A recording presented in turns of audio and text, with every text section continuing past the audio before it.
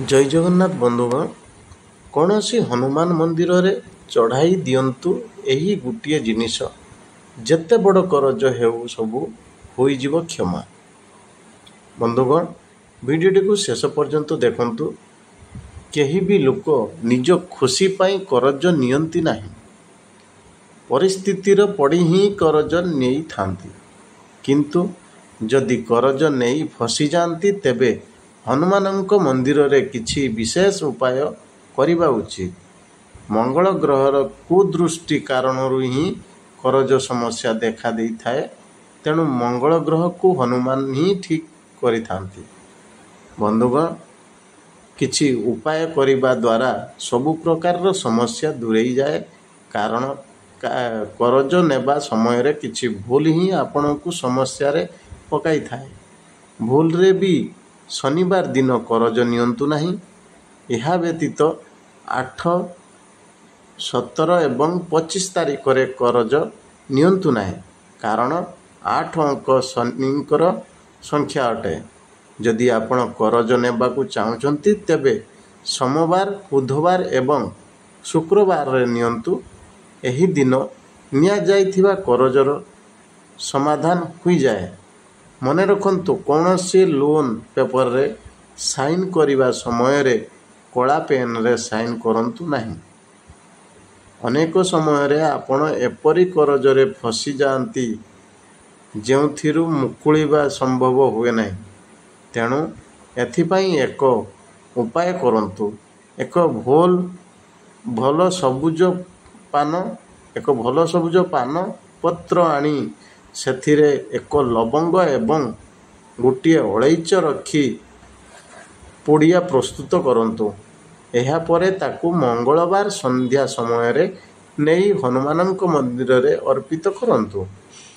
एही परी लगातार 3टी मंगलवार पर्यंत करंतु। जदि आपण निजे प्रत्येक थर जाई पारु नाहंती तेबे आपणक परिवारर अन्य केही मध्य जाई करी पारिबे।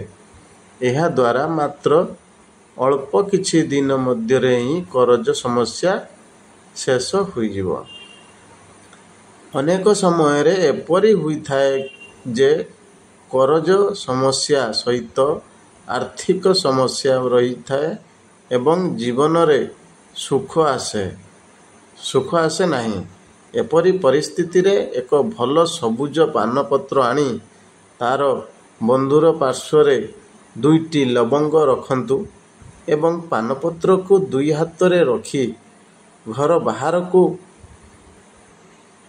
बाहरी जांतु।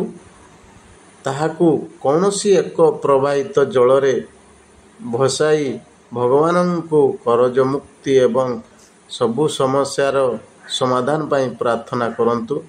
देखिबे एही उपाय करिबा द्वारा मात्र 2 मास परे ही आपणଙ୍କୁ सफलता मिलिबा आरंभ होइजिव। एहा व्यतीत अन्यान्य समस्यारू बाहर को आसीबार रास्ता मध्य मिलिजिव। आउ एक उपाय अनुजाई मंगलवार दिन सारा सात्विक भोजन करंतु एवं राति रे स्नान करी परिष्कार पोशाक परिधान करंतु।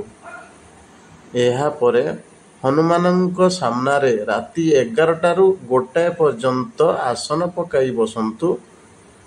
प्रथमे सोरिष किंबा घियर एक बड़ दीप प्रज्वलित करंतु। एहा परे 11 थर हनुमानंक चालीसा पाठ करंतु। मने रखंतु एही उपाय 11टी मंगलवार करिबा उचित। एही उपाय करिबा द्वारा आपणଙ୍କୁ खूब शीघ्र करजरू मुक्ति मिलिजिव। एहा सहित आर्थिक लाभ मध्य हेबाकू आरंभ करिव। एहा व्यतीत दीप जालिबा समय रे तळे 4-5 दाना मसूरी डाली रखिले करज समस्या दूर हेबा सहित आर्थिक अभिवृद्धि मध्य हुई थाए। एहा द्वारा मंगल सुदृढ़ हुई थाए। बंधुगण जदि भिडियोटी भल लगी था तो सब्सक्राइब करने को जमार भूलें, लाइक करूँ, कमेंट करूँ, शेयर करूँ। धन्यवाद। Thank you.